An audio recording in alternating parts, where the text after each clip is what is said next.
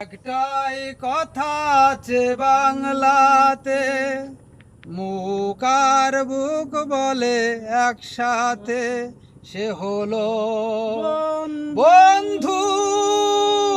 বন্ধু আমার, বন্ধু আমার, দুহাতে মোহর কিনি ছড়িয়ে দিলে এ জগতে দামি দামি কত কি মেলে। টাকাই যাই না কেনা বন্ধু কোথাও, সে শুধু কপাল গুনে মেলে দুনিয়াতে। তুমি যে বন্ধু, বন্ধু আমার।